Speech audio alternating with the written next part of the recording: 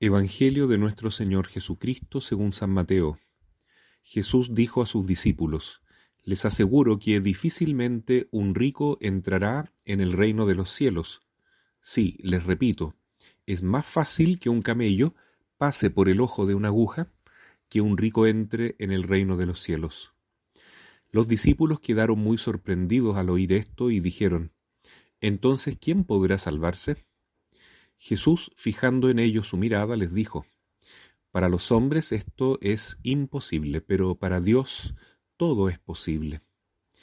Pedro, tomando la palabra, dijo: Tú sabes que nosotros lo hemos dejado todo y te hemos seguido. ¿Qué nos tocará a nosotros?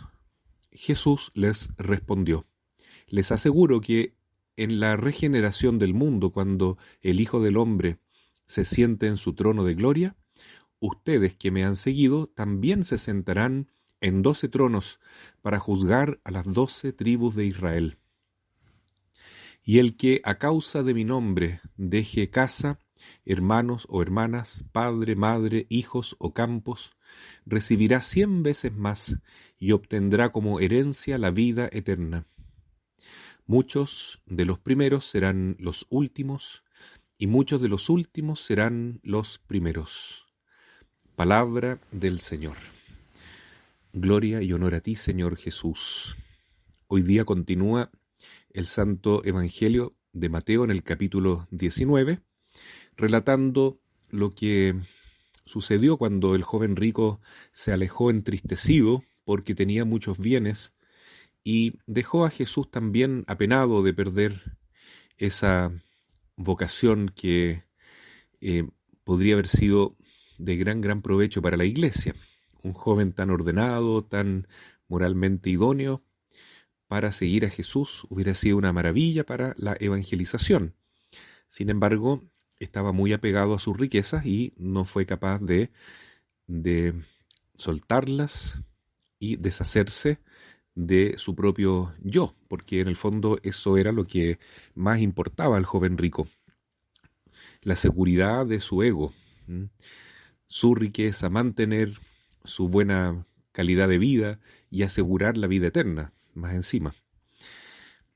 Pero Jesús dice que es muy difícil que alguien apegado a las riquezas entre al reino de los cielos. Los discípulos se asombran porque a pesar de que ellos son pobres materialmente, también sienten un apego a la riqueza, a las posiciones, a los prestigios, a los puestos de honor, a los títulos, a las grandezas humanas, a las riquezas intelectuales, y desean tener ese poderío humano.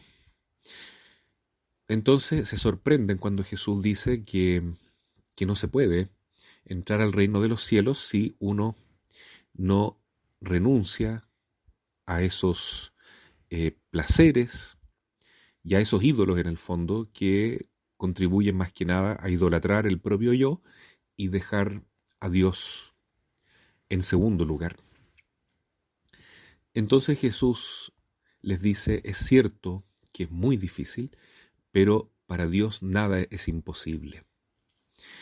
Y entonces Pedro toma la palabra y le replica a Jesús: nosotros lo hemos dejado todo. Nosotros te elegimos a ti, en primer lugar. Es cierto que tenemos esta tendencia desordenada al pecado, pero te seguimos a ti, lo abandonamos todo por ti. ¿Qué vamos a obtener? Y Jesús dice que van a obtener mucho. Los 12 apóstoles van a juzgar a las 12 tribus de Israel, y todo aquel que deja casa, hermanos, hermanas, padre, madre, hijos o campos, recibirá en este mundo 100 veces más, y como herencia la vida eterna. Entonces, realmente la recompensa que Jesús ya promete en este mundo es maravillosa. Pero ¿por qué entonces tiene tan pocos seguidores? Hoy en día hay una escasez tremenda de vocaciones sacerdotales, religiosas, misioneras y hasta de laicos comprometidos, e inclusive vocación a un santo matrimonio. ¿Qué pasa? ¿Por qué es tan difícil seguir a Jesús? porque seguir a Jesús implica dejarlo todo: casa, padre, hermanos, hermanas, y negarse a sí mismo. Sin embargo, uno obtiene desde ya el 100 por 1 de todo aquello que había dejado, y lo más grande, la vida eterna, vivir en Cristo Jesús. Vivir con Cristo en el corazón, vivir con la gracia de Dios. Por eso que abandonarlo todo, deshacerse de todo, renunciar a todo, no es para quedar en la nada, sino todo lo contrario. Se recibe 100 veces más todo aquello que se dejó, pero sobre todo se recibe a Jesús, que ahora puede ocupar el sitial completo del corazón de aquel que todo lo abandonó por amor a Él. Entonces, bueno, eso significa en el fondo decir no a la idolatría del yo y sí al amor a Dios sobre todas las cosas. Jesús reconoce entonces que Pedro y los demás discípulos tuvieron esa gracia, pusieron de su parte para abandonarlo todo, renunciar a sí mismos y cada día acercarse más al modelo de apóstol, de cristiano y de columna de iglesia al cual estaban ellos llamados a ser.